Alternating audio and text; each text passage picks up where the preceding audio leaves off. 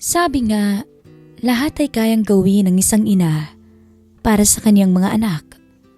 Kahit pa nga ang maging kapalit nito ay ang sarili na nilang dangal.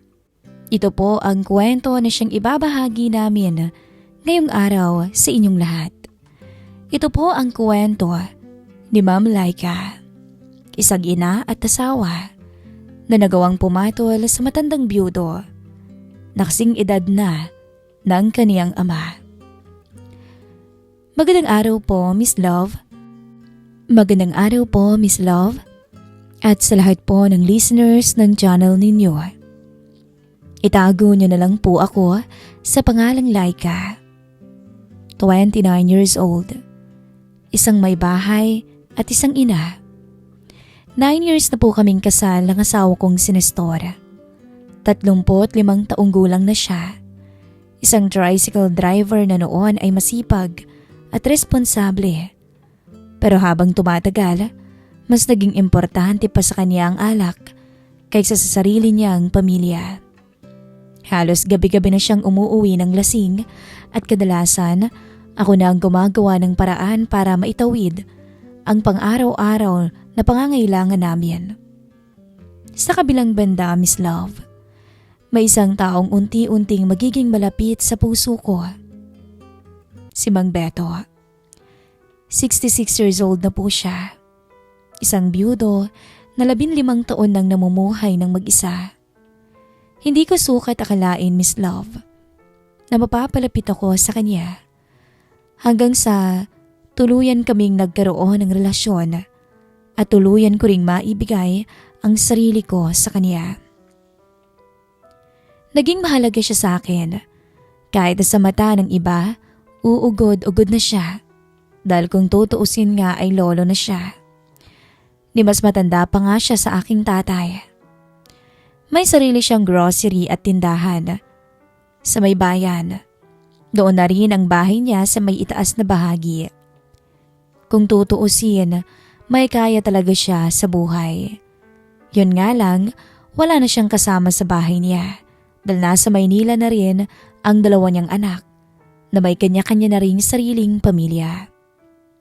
Sa kabila ng edad niya, maayos pa rin siya at malakas pa rin ang pangangatawan. Kayang-kaya pa nga niyang asikasuhin ang negosyo niya. Hindi ko pa alam noon na ang simpleng pagpasok ko sa trabaho niya ang dahan-dahang magpapabago sa takbo ng buhay ko. Isang umaga, habang naghahanda ko ng almusal ng mga bata, nakita kong nakahiga pa rin si Nestor sa may sala. Nestor, wala ka bang pasada ngayon? Tanong ko. Masakit ang ulo ko eh. Sagot niya habang nakapikit pa. Pero kahapon ka pa hindi pumapasada. Wala tayong pambili ng bigas ngayon. Napabangon siya at nagmura. Alam mo, hindi ko pa man naimumulat tong mga mata ko. Problema na agad ang binibigay mo. Nagsasabi lang naman ako ng totoo. Bahala ka, ikaw nang gumawa ng paraan. Hindi na ako nakipagtalo. Sanay na ako. Kapag ganyan siya, wala ring mangyayari sa usapan namin. Kinahaponan, dumaan si Aling Susing, ang kapitbahay naming matagal ng kaibigan ng nanay ko. Laika, naghahanap ng magbabantay sa tindahan ni si Mang Beto. Talaga ho? Oo, pero matanda na. Baka masungitan ka sa ugali. Doko hindi ho. Kahit magsungit pa ho siya maghapon, ayos lang. Alam niyo naman ang sitwasyon ko, Aling Susing, di ba? Kailangan na kailangan ko ng pera, kaya kailangan ko ng trabaho. Oo siya, sige. Sinabi ko na sa kanya na ipapasok kita. Subukan mo na lang bukas, pero mabait naman yun. Yun nga lang alam mo naman, ang tao pag nagkakaedad na, kaya pag nagsungit sa'yo, pabayaan mo na lang. Kinabukasan, Miss Love, maaga akong pumunta sa may tindahan. Nakaupo si Mang Beto sa cashier at nagbabasa ng dyaryo nang mapatingin siya sa akin. Ikaw si Laika? Nakangiting tanong niya. Opo, ako nga. Ako si Beto, halika, maupo ka muna. Nabanggit ka nga sa akin ni Susing. Magaan siyang kausap. Hindi siya katulad ng ibang may-ari ng negosyo na may ilang ka, na seryoso. Siya hindi. Nasabi na rin sa akin ni Susing na may 3 kang anak. Opo. Naku, alam mo, humahanga ako sa mga nanay na hindi sumusuko. Napangiti ako. Tinanggap niya ako agad. Kinabukasan nagsimula na akong magtrabaho sa tindahan niya. Lumipas ang mga araw at napansin kong mabait talaga si Mang Beto. Kapag tanghali, sabay kaming kumakain sa maliit na mesa sa likod ng tindahan. Isang araw, tinapay lang ang baon ko. Napansin niya iyon. Yan lang ang kakainin mo? Oo eh. Busog pa kasi ako. Sabi ko na lamang kahit na hindi totoo. Naku, hindi pwede. Naku, ayos lang po ako. Hindi pwede ang ganyan. Tumayo siya at kumuha ng ulam. Nakakahiya naman po. Tumawa lang siya. Kapag gutom ang kasama ko, makukonsensya naman ako. Napangiti ako. Baka malugi kayo sa akin kung lagi niyo akong ililibre ng ulam. Kung ngiti mo naman ang kapalit, nako hindi na ako lugi. Napatawa niya ako. Hindi naman bastos pakinggan. Parang biro lang ng isang matandang masayahin. Pero matagal na rin walang lalaking nakapagpangiti sa akin ng ganon, Miss Love. Pag-uwi ko ng gabing yon, datnan ko na naman lasing ang asawa kong si Nestor. Saan ka galing? Tanong niya. Malamang sa trabaho, no? Anong oras na? Baka naman kinakalantaryo mo ng amo mo. Hoy, Nestor. Trabaho lang yun. Huwag mo akong gawing tanga. Alam ko ng galawan ng mga babae. Alam mo, huwag mo akong itulad sa'yo, no? At kung sakali mang gagawin ko mga sinasabi mo, para yun sa mga anak ko, hindi para sa sarili ko. Hindi na siya sumagot pa. Hindi na rin ako sumagot. Pagod na rin ako makipagtalo. Kinabukasan, tahimik akong nag-aayos ng mga paninda nang mapansin niyo ni Mang Beto. Parang may malalim kang iniisip ah. Wala po. Huwag mo akong lokohin. Abay matanda na ako. Papunta ka pa lang, ipabalik na ako. Napangiti ako. Nahalata niyo po ba? Oo naman. Alam mo, huwag kang sisimangot. Kasi mas maganda ka kapag nakangiti. Napatingin ako sa kanya. Alam niyo, ang tanda-tanda niyo na. Bolero pa kayo. Ngumiti siya. Aba, sa edad kong ito, sayang ang oras sa pagsisinungaling. Kaya, hindi kita binobola. Natawa ko at napailing. Hindi ko alam kung bakit, Miss Love.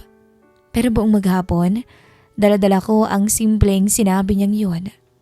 Kasi sa loob ng maraming taon, unang beses na lang ulit na may lalaking nagsabi sa akin na maganda pa rin pala ako sa kabila ng itsura ko, sa kabila ng pagiging nanay ko. Mabilis lumipas ang mga araw at buwan. Hindi ko na malay na halos kalahating taon na pala akong nagtatrabaho kay Mang Beto. Naging magaan ang trabaho ko dahil bukod sa mabait siyang amo, para na rin kaming magkaibigan.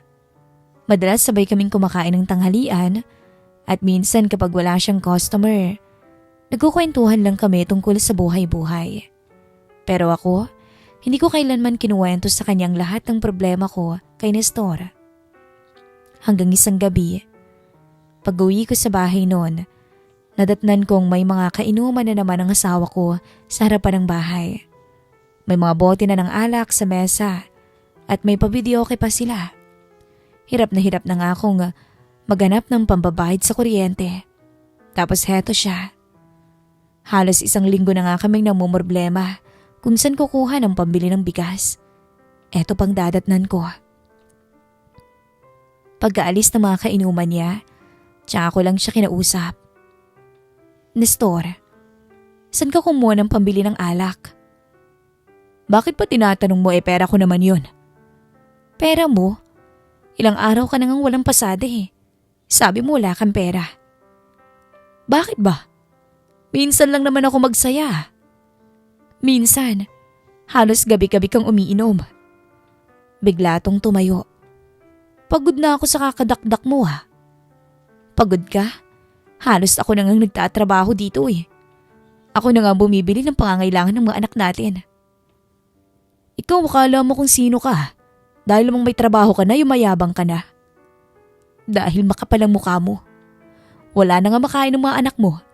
Nagagawa mo pang magsaya at maglasing. Nakita ko ang galit sa mukha niya. At bago ko pa man maiiwas ang sarili ko, dumapo ang palad niya sa pisngi ko. At sa sobrang lakas nun, Miss Love, napasubsob ako at tumamang mukha ko sa kanto ng mesa. Napahawak ako sa mukha ko noon. Nanlalaki ang mga mata ko. Hindi ko akalaing magagawa niya yon. Hindi ako umatras. Sa sobrang galit ko, tinulak ko siya. Ang kapal naman ng mukha mo, Nestor. Tigilan mo ako, Laika. Baka hindi lang yan ang abutin mo. Matagal na kitang tinitiis. Nagulat siya nung makita niya akong biglang umiyak.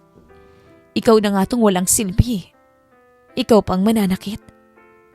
Dahil sa katahimikan ng gabi at sa naging ingay ng pag-aaway namin, nagising ang bunso naming anak na umiiyak. Doon palang natauhan si Nestor.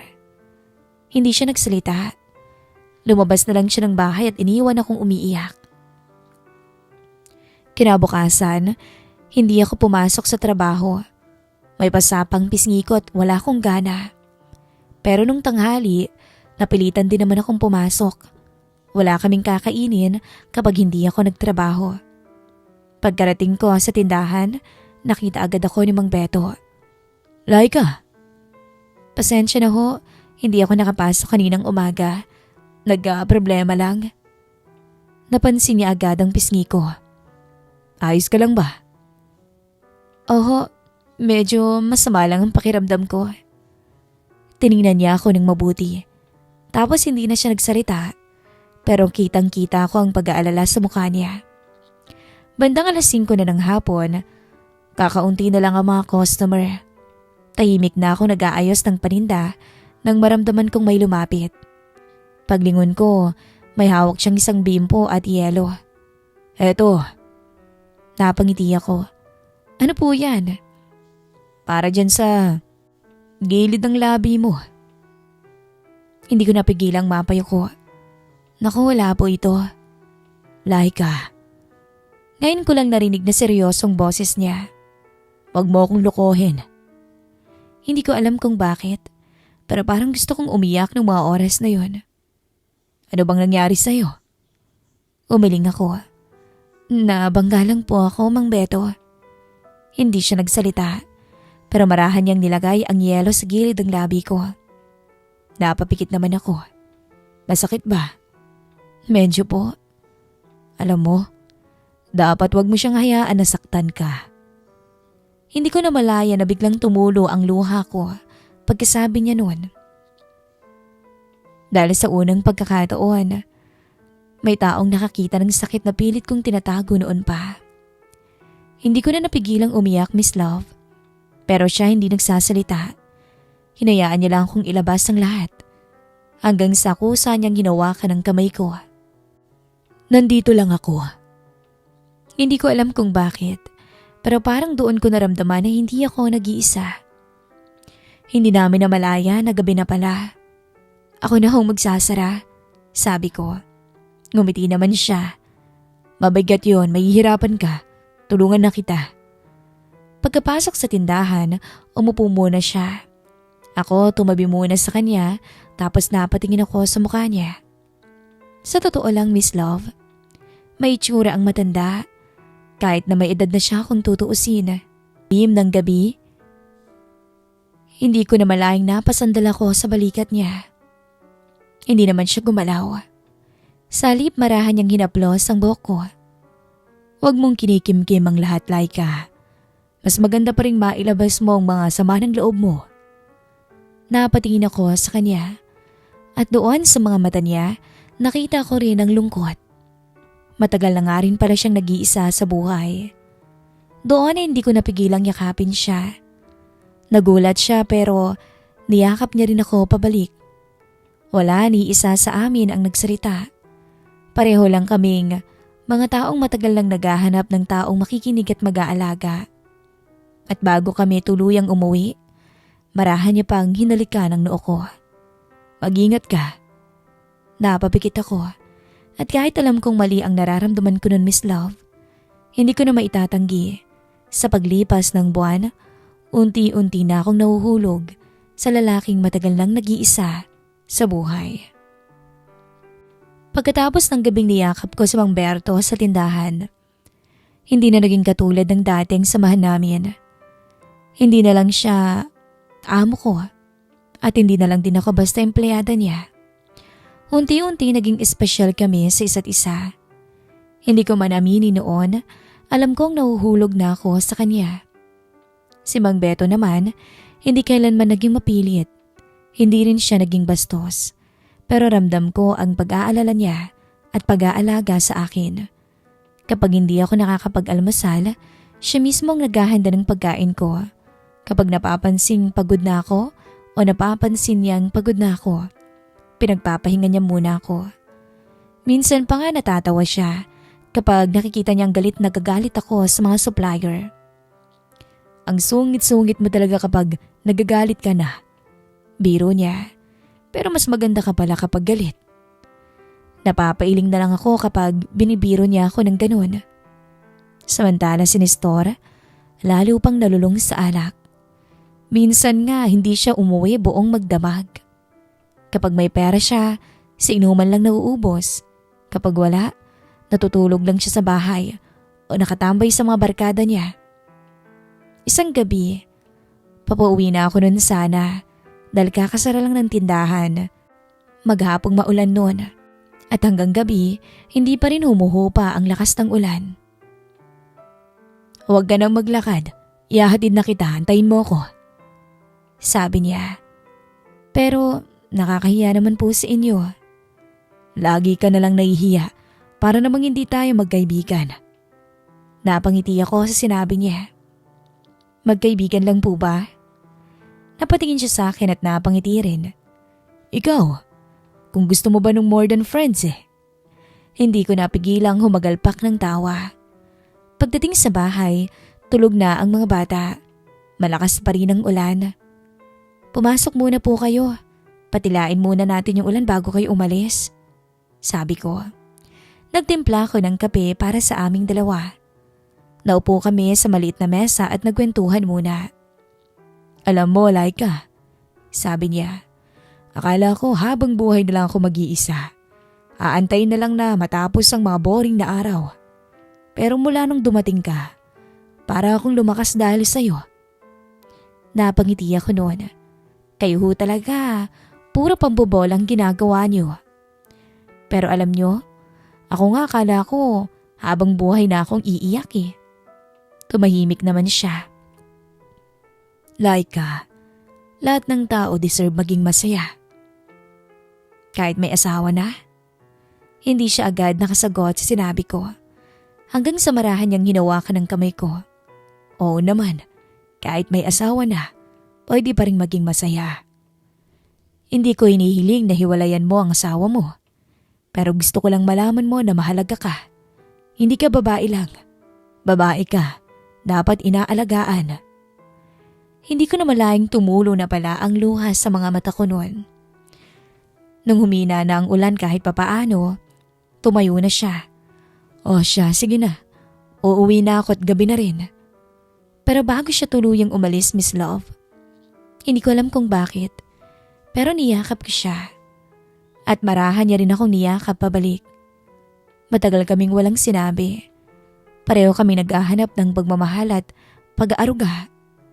Nang gabing yon, Miss Love, mas lalo kaming naging malapit. Nagtagal ang yakap namin at pareho na kaming nakaramdam ng kakaibang init. Init na matagal na naming hindi nararamdaman sa sarili namin. Wala mang salitang binibitawan, alam naming pareho na nagbabago na ang lahat sa pagitan naming dalawa. Hindi ko alam kung bakit ko yun nagawa, Miss Love.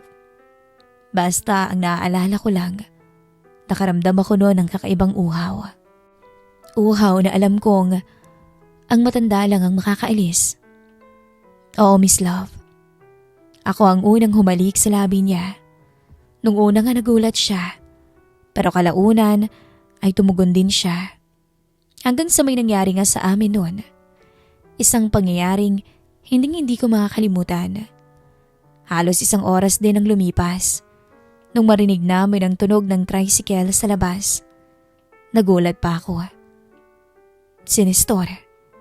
Agad nang tumayo si Mang Beto. O sige na, aalis na ako. Kadarating lang ni Nestor at mukhang nakainom na naman. Buti na lamang at nakalabas na si Mang Beto sa likod ng bahay, kaya hindi sila nagpang-abot. Pagpasok ni Nestor, diretso na siyang humiga sa may kwarto. May pagkain ba? Tanong pa nito. Wala, kinain na ng mga bata. Kumain ka na lang bukas. Ani ko at agad rin naman siyang nakatulog. Lumipas ang mga araw, mas naging magaan ang buhay naming mag-iina. Hindi ko naman hinihingi pero madalas akong bigyan ni Mang Beto ng grocery. Marami na namang dilata to, Mang Beto. Marami akong stock eh. Sayang naman. Isa yun na. Minsan naman bigas. Minsan gatas ng mga bata. Minsan naman mga biskit. At sa unang pagkakataon, nakita kong masayang-masayang mga anak ko sa tuwing binibigay ko ang mga yon sa kanila. Ma, mamaya corn beef ulit ulam natin ah. Masayang sabi ng bunso ko. Ngumingiti lang ako. Pero kasabay ng paggaan ng buhay ko ay ang unti-unting pagbigat ng konsensya ko. Dahil sa bawat ngiti ko kay Mang Beto. Sa bawat araw na may nangyayari sa aming dalawa. Alam kong may katotohanan pa rin na ako ay may asawa. At habang mas tumitibay ang nararamdaman namin sa isa't isa, hindi ko alam kung hanggang kailan namin maitatago ang lihim na iyon. Lumipas pa ang mga araw at buwan na ganoon ang naging takbo ng buhay ko. Sa araw nagtatrabaho ko sa tindahan ni Mang Beto at sa mga sandaling kami lang ang magkasama, hindi ko na maikakaila na may relasyon kaming dalawa. Hindi man iyon lantaran, ramdam kong matagal na naming natagpuan sa isa't isa ang pagmamahal at pag-aalaga na matagal naming hinanap. Mas naging magaan pa ang buhay naming mag-iina. Hindi na kami nagugutom, hindi na ako nangangamba kung saan kukuha ng pambili ng gatas ng bunso o ng baon ng mga anak ko. Hindi naman ako humihingi, pero halos linggo-linggo kasi ay may ipinapadalang grocery si Beto. Minsan bigas, minsan mga dilata, minsan naman ay mga pangangailangan ng mga bata sa eskwela. Pero habang kumaga ng buhay namin, hindi ko namamalayang unti-unti na rin pala kaming napapansin ng ibang tao. May mga kapitbahay na nakakita sa amin na sabay kaming kumain sa karinderya. May nakakita rin minsan na hinatid niya ako pa uwi at nagkataong nakayakap ako sa kanya. At gaya nga ng inaasahan, mabilis kumalat ang chismis hanggang sa makarating ngayon kay Nestor. Isang gabi, tahimik na nakaupo si Nestor sa may sala tung makauwi ako. Bigla siyang nagsalita. May gusto akong itanong, sabi niya. Nagkibit balikat ako noon. Ano naman iyon? Tanong ko. Totoo ba ang chismis? Anong chismis? Totoo bang may relasyon kayo ni Beto? Yung matandang amo mo? Totoo ba? Hindi ako agad nakasagot. Hindi ko alam kung paano ipapaliwanag. Tahimik lang si Nestor noon. Tila inaantay ang sasabihin ko. Maya-maya, huminga ako ng malalim at tumingin sa kanya. Ganun talaga. Sabi ko, mahirap ang buhay eh. Ako ang kumakayod. Alam mo, hindi na nga mahalagang sarili ko eh. Ang gusto ko na lang, maging masaya naman ang mga anak ko. Maibigay ko naman ang mga pangangailangan nila na kahit kailan, hindi naman natin nagawang ibigay sa kanila bilang mga magulang. Naiintindihan mo naman ako, Nestor, hindi ba? Yung mga grocery na inuuwi ko, galing sa matandang yun. Napahawak si Nestor sa kanyang sentido. Yung mga gatas na iniinom ng mga bata. Yung mga biskit na kinakain nila. Galing pa rin sa matandang yun. Yung bigas. Yung mga baon nila. Yung mga groceries. Yung kinakain mo kada uuwi kang lasing. Galing yun sa matanda. Alam mo ba, Nestor, kung ano lang pinoproblema ko sa bahay na to? Yung pambayad lang ng kuryente. Yun lang. Alam mo ba, simula nung maging kabit ko siya, napakaganda na ng buhay ko. Hindi ako nai-stress. Hindi ako namumroblema. May katuwang ako. Hindi mo katulad. Ni minsan, hindi ako naging masaya sa'yo. Malayong malayo. Ikaw ngang asawa ko sa papel. Pero nagpaka-asawa ka ba sa akin? Nagpaka-ama ka ba sa mga anak mo? Hindi, di ba? Kaya hindi mo ako pwedeng sisihin kung bakit ko to ginawa. Akala ko nun, Miss Love, sisigaw siya. Akala ko magwawala siya. Akala ko nga sasaktan niya ako eh. Pero ilang segundo siyang nanahimik. Wala siyang sinabi. Hanggang sa napabuntong hininga siya. Kapag hiniwalayin mo ba siya, babalik na tayo sa dati. Napatingin ako sa kanya. Walang kakainin ng mga anak natin. Kapag ginawa ko yun, balik na naman tayo sa dati. Unless, magbago ka. Hindi siya nakatingin sa akin. Hindi na rin siya nagsalita pagkatapos noon at ako hindi na rin ako umimik pa. Sa unang pagkakataon, Miss Love, nakita kong parang nawalan siya ng lakas para magalit. Hindi niya ako sinaktan. Tahimik lang siyang humiga sa may sala at para bang nag-isip ng malalim. At ako naman noon, magdamag na hindi nakatulog.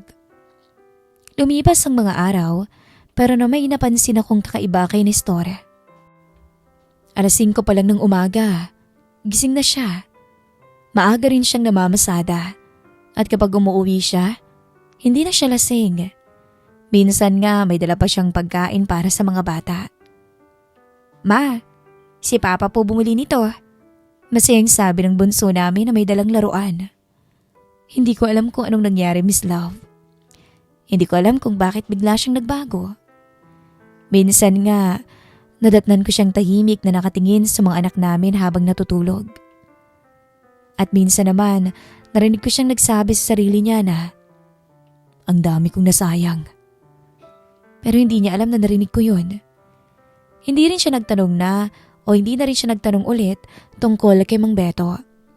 Parang tinanggap na lang niyang lahat. Samantala, nagpatuloy pa rin ang relasyon namin ng matanda. Sa tuwing magkasama kami sa tindahan, ganun pa rin ang kabaitan niya. Ganun pa rin ang pag-aalaga niya sa akin. Napapagod ka ba? Tanong pa nga niya minsan. Pero umiling lang ako. Hindi ako napapagod, pero natatakot ako. Sa ano?